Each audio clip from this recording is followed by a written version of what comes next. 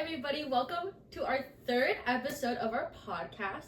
Today we're talking about the eternal sunshine of the spotless mind. You will not catch me saying that because for some reason I can never say it right. It's a mouthful. It's a mouthful, and I think the movie is pretty much a mouthful too, to be honest. Okay, so right now we're going to show you some videos we recorded prior of our experiences with activity, because again, this is for our cast project, and they'll be presented here. Okay, now. Okay, hey guys, welcome back. So we're doing like yoga. We've been doing yoga for the past week since you last saw us, and we've been doing yoga to kind of represent the elasticity and the brain plasticity, and how just as our brains are able to, heal themselves, our muscles are able to heal themselves after activity. And to kind of represent this, we've been doing the yoga and following these videos and yoga tutorials so that we're able to all kind of master at least like one yoga position. Now we're all going to show us Now we're all going to show our one specialty move that we've been practicing, because we don't want to show you guys like a week worth of yoga. That's boring. This is an edit. We did the 3 yoga poses to represent like our collaborative skills. So we wanted to have fun and get a little more activity, and this is like an hour of us trying. Okay.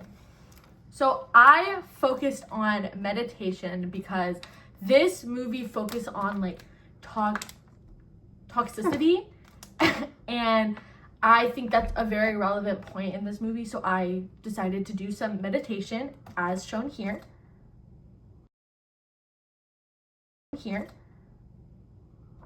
Thank you. Morgan, what did you do? I did child's pose. It's a really good way for stretching. So how does this pose remind you of the movie? So the name of it reminded me of their childhood. Okay, I don't know.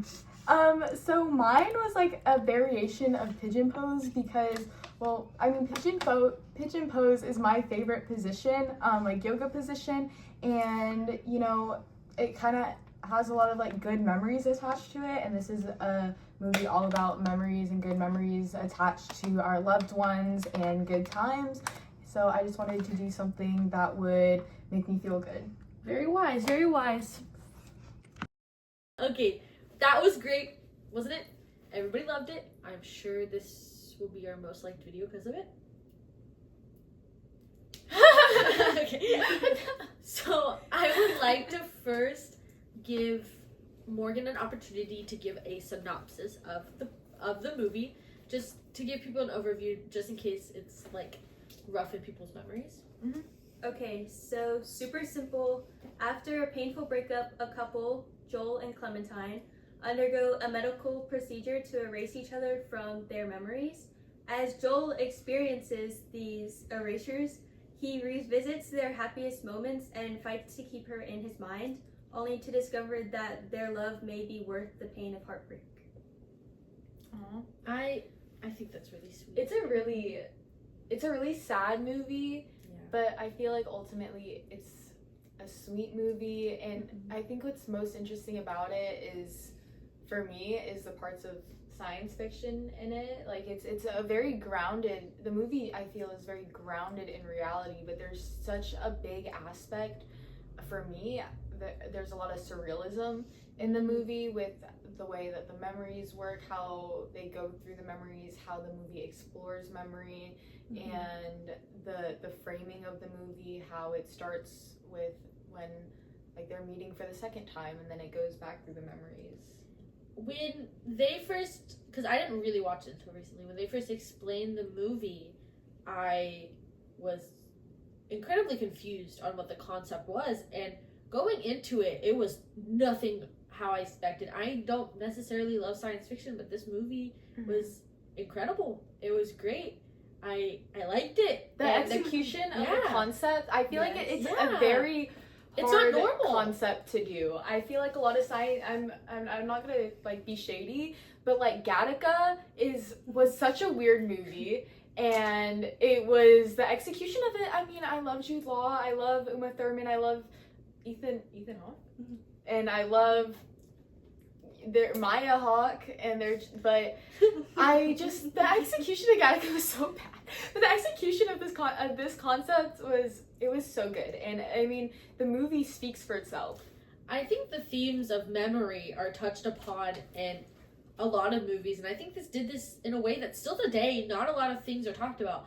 I personally feel like more movies should talk about the concept of memory and losing memory. I think it's deep, and our memories are what makes us whole. Yeah, and then this kind of takes the idea of, you know, preserving memory and turns it around by, you know, erasing memory. A lot of people, like, after breakups or after, like, losing a loved one, going through grief, and it's just like, would it have been better to have never met this person at all so that I wouldn't have to feel this way? There would be no reason to miss them, to feel like if you lose somebody, and it shows ultimately that it is worth it to hold on to those memories and hold on to that pain.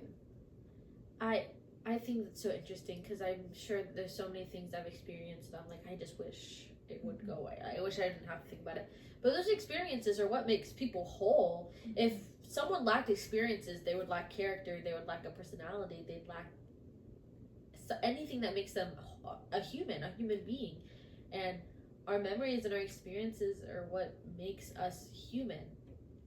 Being able to tell those experiences and give those experiences also. No other species can go talk to another part of their species and be like, I've gone through this. What have you gone through? That just doesn't happen. There's something so human about this movie. And sharing memories. Yeah. And there's the whole scene, a very memorable scene of the movie where Clementine is talking to Joel, and she's saying like that memories and like but not memories exactly, but sharing things with people is what intimacy is, and that vulnerability and being able to tell people like parts of yourself that, you know, they can be hard to like dig up in your own mind, but you're laying it out for somebody else. That really is intimacy, and that really does kind of, because you're allowing them to look deeper at you than you might be comfortable with, and they're perceiving you. You don't know how they're going to perceive things and how their own mind is going to construe things. So it is a very vulnerable and intimate thing, and it can be something that people regret, but I think a lot of the times it is worth it. I think there's something so beautiful about the idea of inputting someone else in a memory that's bad. Because when people think about bad memories, a big contributor of those bad memories is they didn't have anybody to comfort them. And that's why it remains so bad, because I know if I'm upset and I get comforted immediately, those bad memories don't just linger. Bad memories occur if it's something really, really over time that takes it's very traumatic. And the idea of putting someone else in the place of someone else in your memories just to make a better picture is so beautiful to me, because it makes me think, like, if I was just in a different place at a different time, who would I be? Would I still get upset at this thing? Is it the circumstance that made me upset, or is it the actual experience? And I think just having watchers try to comprehend that is so hard, and you have to be very mature to even try to put yourself in these characters' shoes, because I mean these characters are flawed, incredibly flawed. And I think them being flawed is also part of why the movie's so good, because people are able to relate themselves in their worst part of themselves. The characters are very deeply flawed. Yeah. The characters are super deeply flawed. I mean, Clementine is all over the place, and you know, and Joel is kind of all over the place. They're both all like Joel's kind of a butt. I'm not gonna lie. Like, but it just is just like ultimately in the end, you know, whatever. Like, they end up together. They end up finding each other anyways, despite like how they hurt each other, like over and over again, and these wounds that they put in each other. But then they also help mend other wounds, and I think it has a lot to do with like our relationships with people and how our brains kind of like how our brains feel about those relationships, like how it changes by person. Like if one person did what another person did and you're like, okay, that person can do it, but the other person, you know, you're sayonara. Do you know what I'm saying? Yeah, no, I get it. It's because then after, you know, they erase their memories and Clementine's going out with Elijah Wood and he's just like, Clementine, you're amazing, Clementine, you're the best, Clementine this, Clementine that, Clementine, you know, you're the whole world. And she's like, ugh. She like goes along with it, but she's like, ugh. And then she has Joel still in the back of her mind, even though she doesn't even remember him. And I guess the whole movie, it really is just about like relationships with other people. I read this thing once that made me combat the idea of right person, wrong time. I've always been like, that exists. Like that's totally right. Like if it was the right person, but it was the wrong time, then the time is what made the person wrong. Like duh. Like it's so easy to wrap your head around. But I read this thing and it was like, if that was the right person, it would always be the right time. And I think about that quote when thinking about this movie, because I'm like, I've never really seen it that way. And it's a very like mature way to deal with losing someone dear. Like if they were the right person, they'd still be there because it would be right. I feel like the way that I view things, I feel like those kind of like those phrases and quotes, they lack so much nuance and complexity that we cannot escape from. We can't escape how like the little things we can't. So I just like those phrases. I think they're silly, and I think that people like stick with them and run with them, and when they do, it makes things so black and white. And just I think it's just a weird way of thinking personally. Is there any overarching themes presented in this movie that you want to talk about? We'll go point by point. Well, there's definitely a lot of memory, like we talked about, memory and identity. There's also this cycle of relationships and how even after they erase each other, they still feel connected and find each other again. Because they're linked by both of their dysfunctions, but break up due to their differences. But then when they erase each other, they still end up having that connection, even though, because it's still in the back of their minds. I think the idea of loving someone because you're similar but hating them because they're different is something so hard for people to get through. I think a lot of people, when they expect to find the perfect person, they're expecting to find nothing that they will dislike. But it's expected to dislike, even if it's the tiniest thing about your partner. You are expected to, because they're not you. Like, that's just it. You're not getting a clone of yourself, so your differences are what can make a relationship stronger. Like, if you guys were, I know if I was dating me, I'd hate me, because I don't think I'm the best person. I don't think anyone's a good person, to be honest. I feel like everybody's flawed, but I know if I was dating myself, I'd be miserable. But my girlfriend isn't miserable, so why does it matter? Like a lot at this time, especially for, I mean, these characters are definitely a lot older than us, and we're still in high school, and we're still navigating relationships and navigating what they're supposed to look like and what works for us, and, you know, learning things. So watching, I think, these movies, I mean, when you're younger, movies and just observations before you have your own experience are a big part in how you perceive love and what, like, you think. I mean, watching, like, growing up and watching fairy tales, that's what you think love is. Watching your parents, that's what you think love is, until you have your own experiences and learn what love looks like for you, and learn what, you know, works, what you want love to be like in your own life. I think there's an emphasis on, when you're an adult, that you need to find the perfect relationship now. Kids and teenagers don't feel that same Urgency, yeah, desperation, because they know, oh, I have 5 years left.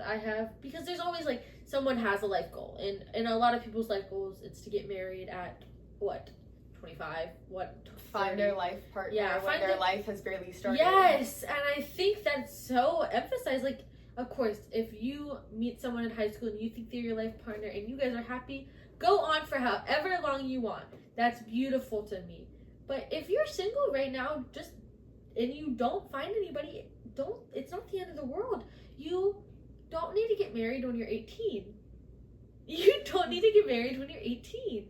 And that's okay. It's okay to live and be single until you find that person. And if you find them young, that's great. If you find them when you're 50 years old, that's also great. There's so many people that start dating when they're a lot older. And a lot of people are like, you're going to be single for the rest of your life. If you're not dating by 25, I'm happy you brought it up, because the idea is crazy. Like, I understand when you're, like, in your 60s, you aren't as mobile. You're retiring. You're getting to that age where you have to retire. Not in America, though. You're getting there, but it's like, if you've lived a happy and fulfilled life without a relationship, why should people make you feel bad? Like, why do you have to be with somebody at 20 years old? And I think that's the whole set. Like, I guess I like to bring it up. That's just like the systematic structure of our society that is so deeply ingrained with the phrase that Marley loves to bring up every single time, cult of domesticity. Yes, the cult of domesticity. She brings up every chance she could get. I mean, it's that nuclear Mr. Smith, bro. It's Mr. that Smith. nuclear family structure of, like, the two parents and the two kids, and, you know, that house. And now we're at a point in time where not only is that kind of less obtainable, because like, the housing market, and, you know, how expensive children are, and how, you know, the support for parents and support for families might be lacking in our country. But not only that, but also, I mean, what is it? I mean, birth rate. It's birth rates, but I feel like there's another word for it. But birth rates, you know, are dropping as, you know, women become more educated, and they're not just being the homemakers, they're, you know, working, and that it stops becoming like that all-defining goal. And I feel like that also makes that being a goal even more special, because it's not as necessary. It's so, you can, like, now more than ever, and, like, there are so many opportunities to live a very fulfilled life without getting married and having children in that structured way. But I also wanted to bring up how like, yes, I talked about how flawed they are and how complex they are, but they're not, like, extravagant people. Like, they look, I mean, obviously it's Jim Carrey and Kate Winslet, and I mean, nobody can deny that Kate Winslet is beautiful, but, you know, in this movie, she has her hair dye is definitely not fresh. Like 99% of the time, she's very eclectic in how she dresses. Jim Carrey's character kind of just looks like a guy you'd see on the street. Nobody is like, there's no like just like grandiose type of presence. You know, they work very normal jobs, they live in very normal apartments, they drive normal cars, and there are everyday people. Yeah, they're very, and which I think makes it a lot more interesting, because it's to look at the mundane that more people can look at and have experience with, than to look at these complex, do we really want to watch another movie about beautiful rich people? Nope.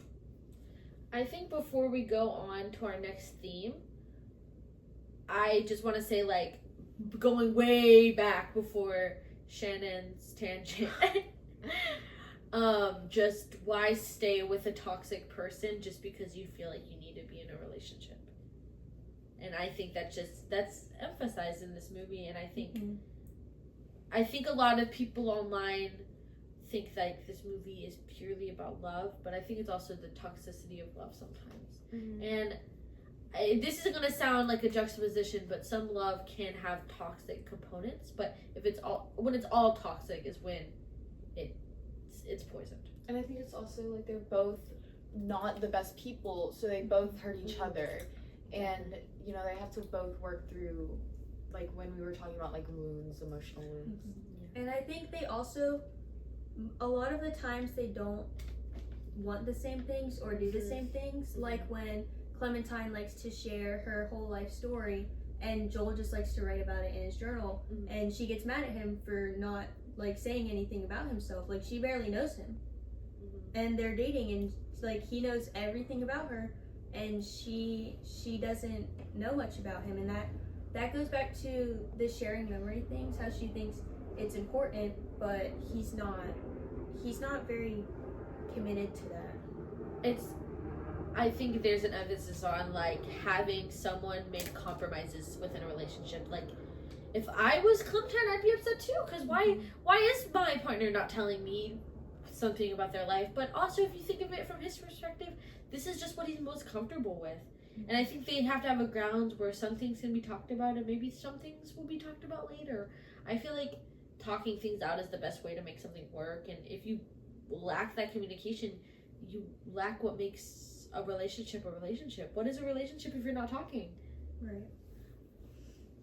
Is there any other themes? I think the movie definitely touches on how important it is to be present. In the moment. Right. Like, present in the present. Right. Rather than being trapped in your memories or being scared for your future.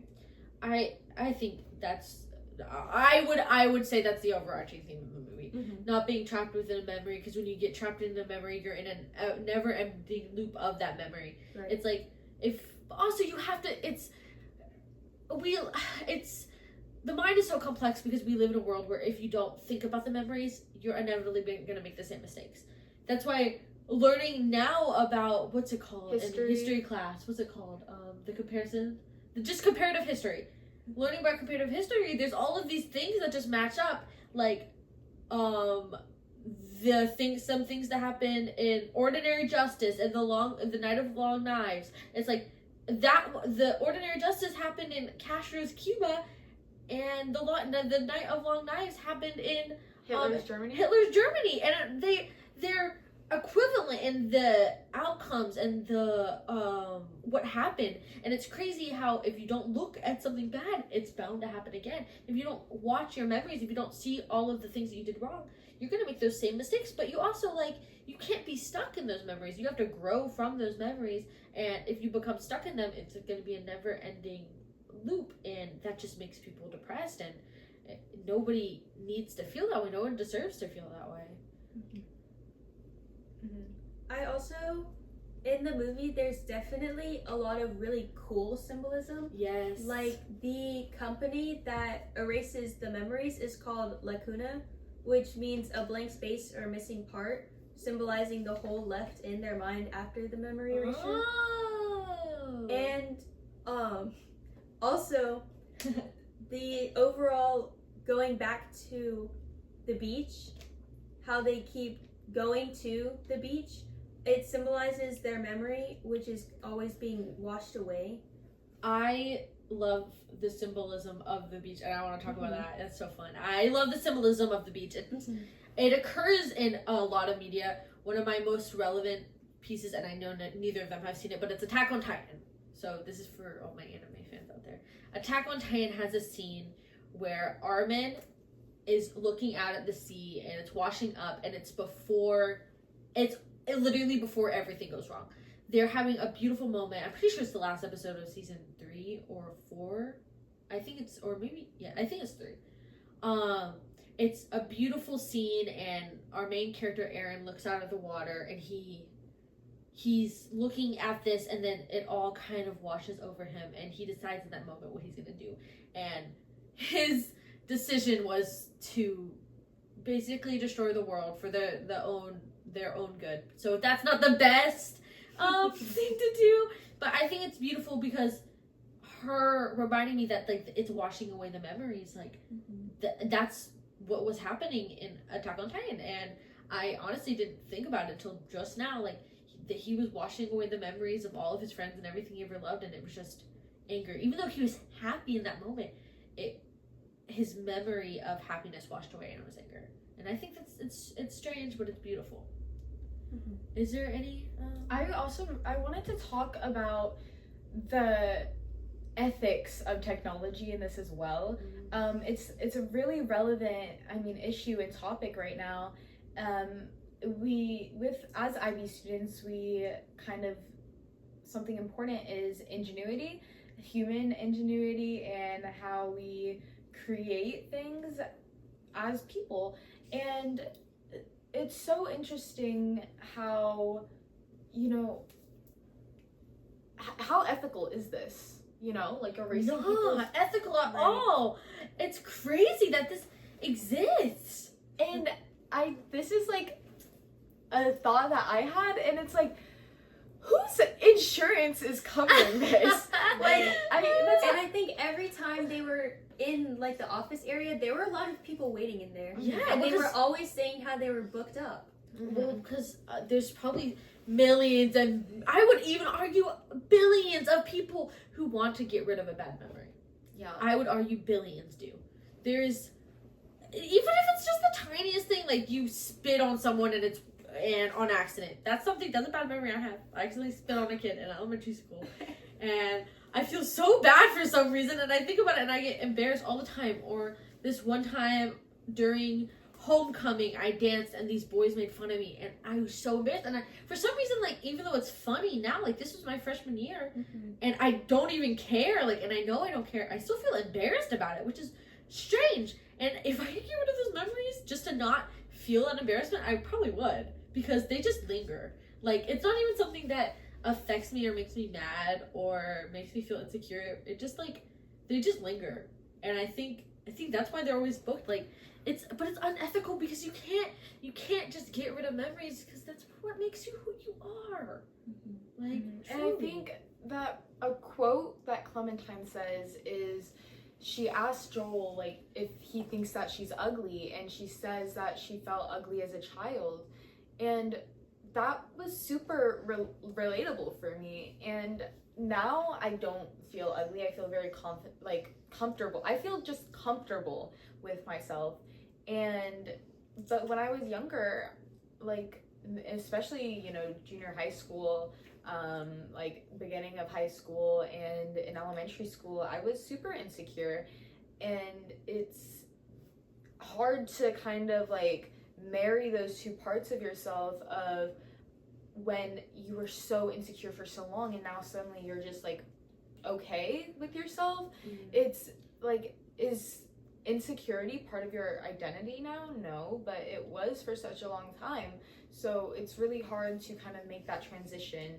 and, you know, divorce your current self from that. I think it's really interesting that like you talked about middle school, and I think I know it sounds like you're beating a dead horse, but the impact of kids and COVID-19 and going on lockdown and being presented on a screen probably affected a lot of kids' like insecurities, because instead of seeing a bunch of other middle schoolers, they were forced to see probably a bunch of cool teenagers. And I mean, that's what I saw when I was in middle school. I was like, more, Shannon's looking at me like I'm crazy, but like I was forced to see just like whoever I thought was cool on TikTok, and those people were a lot cooler than me. And I only saw my parents, my brother, and these people online, and people like all of us, we were don't like 11.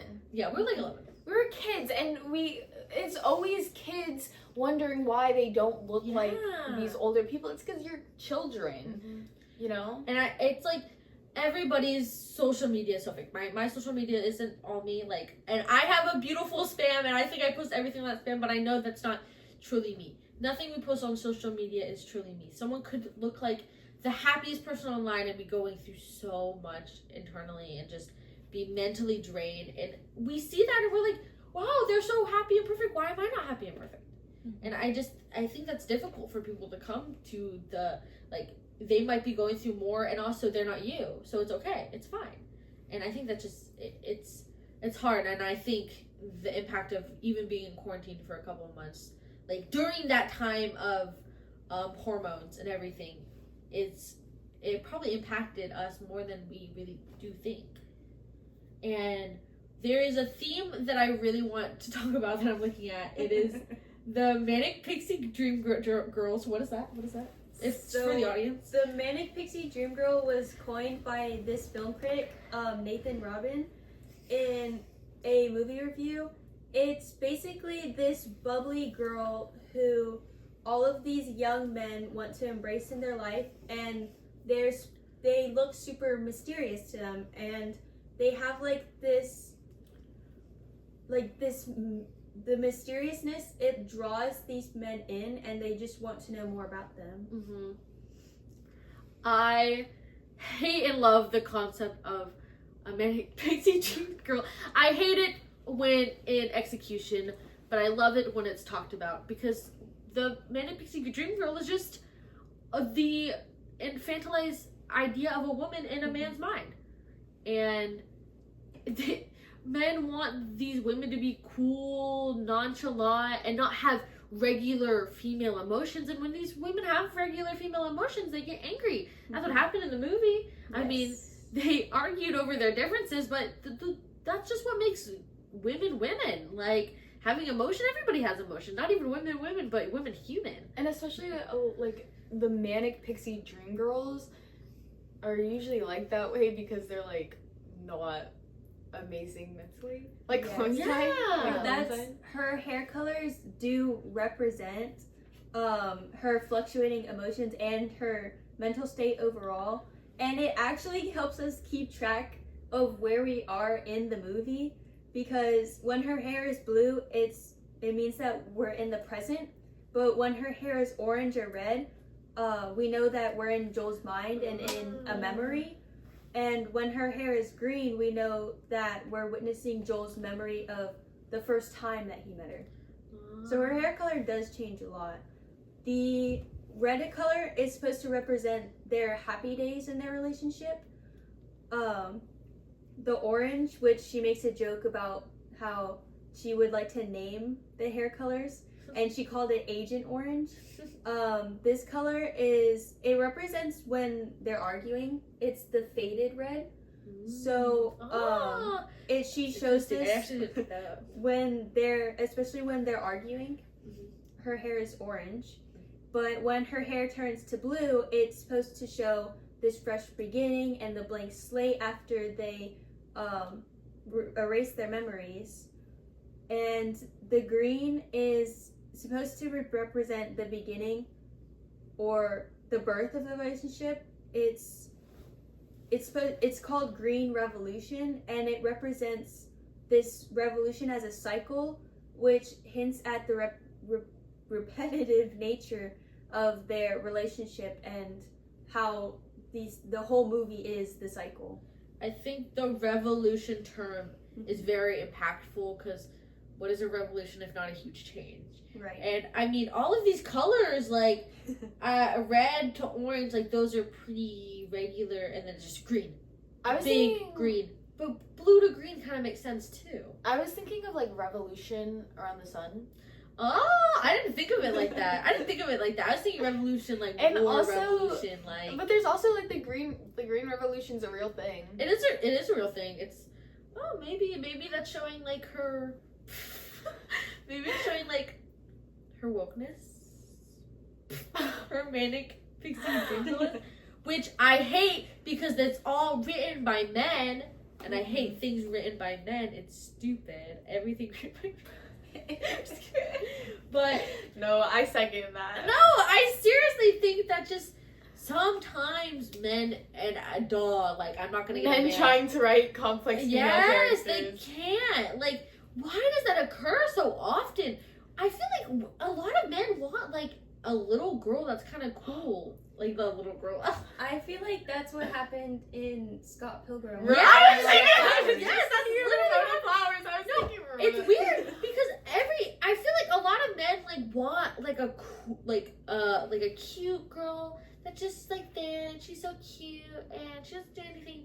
But then they write like these cool characters that like are kind of sassy but quiet and reserved, and like that's also not what they want. Like it's weird. Like It's funny because they want these people with like the cool hair, but they don't want everything else that Right. comes They with don't it. want the pushback. right. They want punk, but they don't want punk. It's like right. bro, it's like Republicans who are into like punk. I'm like you It's like Gwen Stefani. It's like it's like a certain. Never mind. This is in confines of our channel. But how can you be punk and a Republican, Right. dude? It defeats the whole purpose of being punk. Dude, they're juxtaposing words, bro. Oh my gosh, that's like saying I'm. Anyways, sorry, I went kind of crazy. Just a little tangent. I It's went on a okay. little tangent, I think but it's valid. how can you be punk and a Republican? Right. They're juxtaposing words. Okay. Can we talk about like other manic pixie dream girls? Because it's such a good topic. It's such a I'm good trying to think of another one that's not Ramona Flowers. Yeah, I feel like when you think Manic Pixie You Dream think of Girl, Ramona Flowers? Yeah. I wonder if I can like. Oh, maybe that one girl. The one that got kidnapped and. Oh, in Buffalo 66. Yeah, Buffalo 66. Oh, Layla? Layla? Yes, she wasn't necessarily a manic pixie dream girl, but for someone who got kidnapped, she was so nonchalant. Mhm. Like so nonchalant. Who are these? Like, what are they saying? Oh my goodness. Summer. Who? Summer. 500 Days of Summer. Oh yes, This is going so She far is- off. This She going so is far. a manic pixie dream girl, but see, that's the same thing. For some reason, these manic pixie dream girls are depicted, and all of them have flaws that the main character also sees, and then like gets left or leaves them for. Mhm. And like, it's crazy that like, okay, these men want a manic pixie dream girl, so they write a manic pixie dream girl, but they're not even getting the girl in the end a lot of the times. And it's just like, it's insane. It's insane. Penny Lane. Oh, Penny Lane. Penny Lane. And this is just has turned into us just like admiring our favorite characters. Our None favorite of female them are my characters. favorite. Oh, sorry. I love Penny Lane. I love- You I haven't love- watched. I You haven't love watched Penny Almost Famous. Lane. I No. love Penny Lane. That's such a good Oh, that movie changed my life. What are we watching? No, I think, what are we watching? Marla Singer in Fight Club is also a manic. Oh, yes! Reference to our last video. Go watch it. Okay. I think it's been time. So let's finish it off with some quotes within the movie. So take us on a roll, Morgan. What are some of these quotes? Okay, so we did already mention one of Clementine's quotes, but one of the ones that I really like is when Joel says, "Let me keep this memory, just this one," Beautiful. because when he meets with Howard to begin the process of erasing his memories, he had to go back to his apartment and gather all of these things that remind him of Clementine. And during the process, he had to watch them, like think of the memories whenever he would put the object in front of him. And it just really reminded him that he's like, wait, I actually don't want to get rid of these memories. And it's really sad because then they end up going to his apartment and start erasing his memories, and so he has to go chase her in his memories to get her back because he realized too late. And another one that I really like is Meet Me in Montauk, because Montauk is where they met for the first time, and it's also the place that they go when they feel empty or they feel like something's missing, which is why in the beginning of the movie they both randomly go to Montauk and they meet again. They find each other again! And also in Montauk is the beach symbolism. And their last memory together was at an empty beach house when they broke into the house on the beach, and he leaves. And she's like, yeah, let's stay. And he gets scared of like being attached to her and like making this a commitment, and he leaves. And it's really sad, actually. I think overall this story shows something so beautiful within human memory, and I think it impacted all three of us. And it's something I know both of them wanted to do really, really bad. I was like, I can't do it, I haven't seen it yet. But I think overall it was a fantastic movie to watch. I hope you loved our discussion. I really liked talking about it. It was fun. Did you like talking about it? Did you like talking about it? Yes. I didn't like thinking about it. It's a very sad movie. It's so sad. But it's very beautiful. It's so beautiful. Like the colors and It's an incredible. The effects. It's an incredible. It's really cool.